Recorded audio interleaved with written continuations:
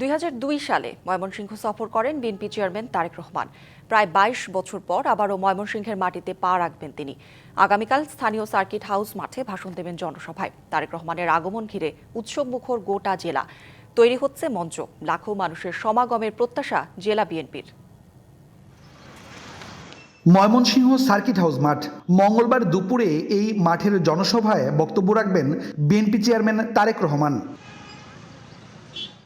দলীয় প্রধানের আগমন ঘিরে নিরাপত্তাকে সর্বোচ্চ গুরুত্ব দিয়ে চলছে বিএনপির সাংগঠনিক প্রস্তুতি। চেয়ারম্যানকে বরণ করার জন্য আমরা সর্বপ্রকার প্রস্তুতি গ্রহণ করছি।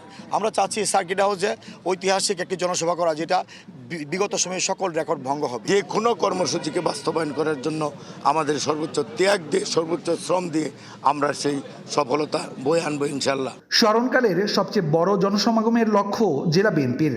উনি সকালবেলা ঢাকা থেকে রওনা হয়ে 10:30টায় গাজীপুরে শুধু একটি প্রোগ্রাম করবেন এবং গাজীপুর থেকে উনি সরাসরি সার্কিটেও চলে আসবেন এবং এখানে বক্তব্য রাখবেন। ওদিনই উনি আবার ঢাকায় চলে যাবেন। ত্রয়োদশ সংসদ নির্বাচনকে সামনে রেখে বিভাগীয় সফরে রয়েছেন তারেক রহমান। ২৭ জানুয়ারি ময়মনসিংহ যাওয়ার পথে গাজীপুরে ধানের শীষের প্রচারণা চালাবেন তিনি। পরে যোগ দিবেন ময়মনসিংহের সার্কিট হাউস মাঠের জনসভায়। পরিচয় করিয়ে দিবেন বিভাগের ২৪টি আসনের ধানের শীষের প্রার্থীদের। ইমরান হাসান রাব্বি, ডিবিসি নিউজ, ময়মনসিংহ। ভোট দিব কিসে ধামে